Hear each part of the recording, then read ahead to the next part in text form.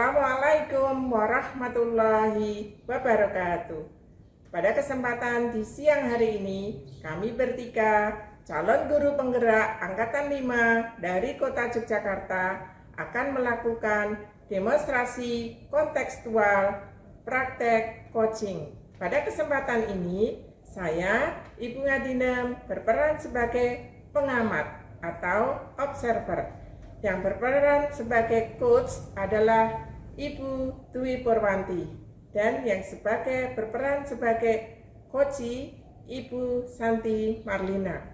Sebelum melakukan kegiatan coaching, di sini kami akan mendiskusikan pra-supervisi.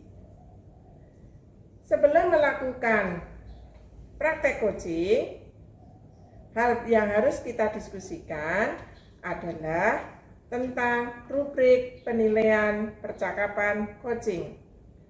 Percakapan coaching terdapat diskusi antara pengamat, coach, dan coaching. Dalam praktek coaching itu mengenal adanya 3 prinsip, yaitu kemitraan, proses kreatif, memaksimalkan potensi. Kemudian hal-hal yang perlu dilakukan adalah melakukan diskusi, pra-supervisi, kemudian observasi, kemudian yang ketiga adalah melakukan diskusi pasca percakapan atau menyampaikan hasil observasi sebagai refleksi kegiatan coaching. Yang kedua, kompetensi coaching yang akan kita kembangkan pada kesempatan ini ada 3, yaitu kompetensi dasar coaching meliputi kehadiran penuh, presence, mendengarkan dengan aktif, mengajukan pertanyaan berbobot. Kira-kira dari coach dengan coachee ada yang mau disampaikan? Mungkin nanti di pra-supervisi, rubrik penilaian, nanti ada kompetensi yang akan dikembangkan, kompetensi spesifik yang diobservasi, kemudian indikator ketercapaian tujuan pembelajaran. Mungkin itu nanti di pra-supervisi ya. Ya. Sebelum melakukan kegiatan coaching, bagian kompetensi mana kita sepakati yang akan secara spesifik ingin kita observasi? Ini Bu, bagian yang ingin kita observasi itu bagian dari mendengarkan dengan aktif. Ya, kita sepakati ya. Jadi kompetensi coaching yang akan kita observasi pada kesempatan ini secara spesifik yaitu mendengarkan dengan aktif. Yang keempat, indikator ketercapaian dari tujuan pengembangan yang diinginkan itu adalah kehadiran penuh. Present itu adalah kemampuan untuk bisa hadir secara utuh bagi coachee. Kemudian mendengarkan dengan aktif, itu keterampilan mendengarkan dengan aktif atau sering disebut dengan menyimak. Seorang coach yang baik itu akan mendengarkan lebih banyak daripada berbicara. Kemudian yang ketiga, seorang coach harus mampu mengajukan pertanyaan berbobot. Nah, demikian diskusi pra-supervisi antara kami bertiga sebagai pengamat, coach maupun coachee. Untuk selanjutnya, mari kita ikuti kegiatan coaching.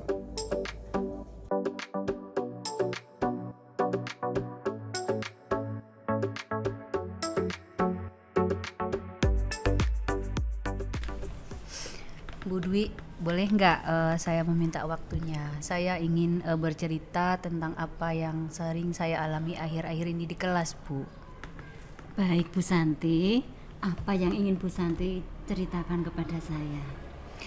Gini Bu, kan saya tuh punya program membaca di kelas. Terus saya lihat akhir-akhir ini tuh kok murid-murid saya tuh kurang bersemangat ya Bu untuk mengikuti kegiatan itu gitu.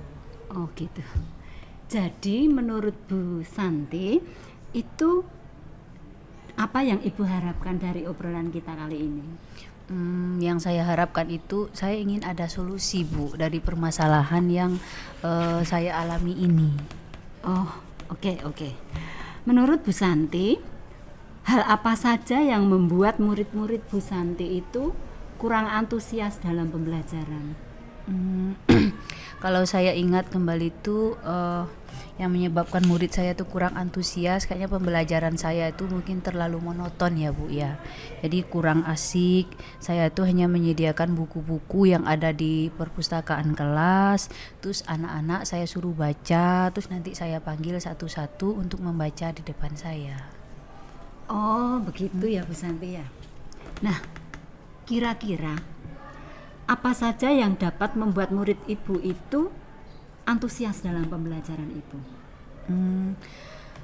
Mungkin mereka itu menginginkan pembelajaran yang asik Bu, yang tidak monoton dan tidak membosankan ya Bu ya.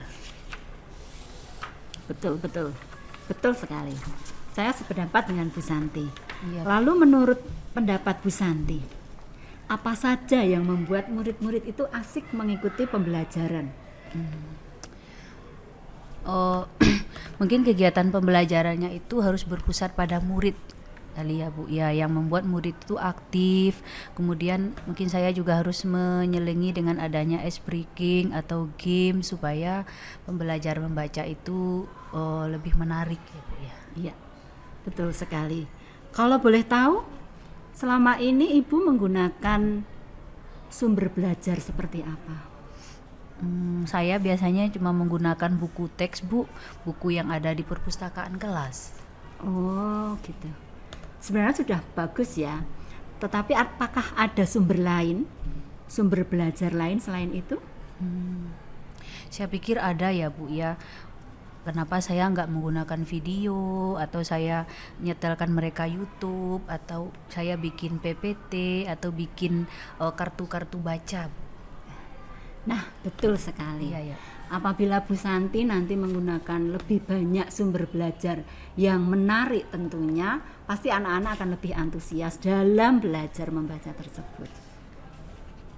Nah, jadi sekarang apa rencana Bu Santi untuk menyelesaikan atau membuat anak-anak itu lebih antusias dalam membaca? Saya punya rencana, saya tuh ingin merancang pembelajaran membaca itu yang lebih mengasihkan Bu. Ya, Jadi nanti saya akan gunakan sumber belajar yang beragam. Misalnya saya akan menyetelkan YouTube, terus saya juga akan berkreasi, ide-ide kreatif, bikinin kartu gitu. Rencana saya kedepannya seperti itu Bu. Ya, sebenarnya sangat bagus sekali ya ide dan rencana Bu Santi itu. Mudah-mudahan berhasil ya Bu Santi ya ke depannya. Nah, kemudian apa komitmen Bu Santi terhadap rencana itu? Saya berkomitmen ingin membuat kegiatan membaca itu lebih mengasihkan Bu. Betul. Yang berpusat pada murid, terus Ya. materi-materinya itu saya biarkan aja, bebaskan mereka untuk memilih, atau saya praktekkan dengan menjalankan Merdeka Belajar Bu, sehingga di kegiatan membaca itu nanti membuat murid saya itu senang, dia nggak merasa terbebani, dan juga saya harus menyiapkan sumber belajar yang beragam kali ya Bu ya. Bagus sekali, top sekali Bu Santi. Saya sangat mendukung kegiatan Bu Santi itu. Mudah-mudahan semua berjalan lancar sesuai dengan rencana Ibu. Ya, makasih sekali Bu Dwi atas waktu yang diberikan sharing-sharing dengan saya. Semoga saya dan kita semua itu tetap menjadi guru idola, guru yang dirindukan kehadirannya sama anak-anak kita ya Bu ya. Amin, sami-sami Bu Santi. Ya, makasih Bu.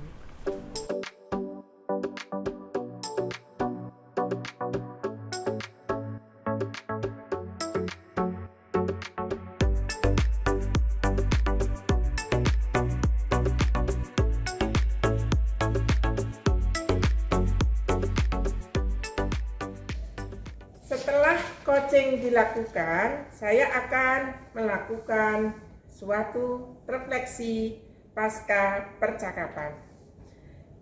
Yang pertama, hal yang sudah dilakukan pada saat melakukan coaching yang menjadi indikator ketercapaian pengembangan yang diinginkan berdasarkan hasil pengamatan yang kami lakukan.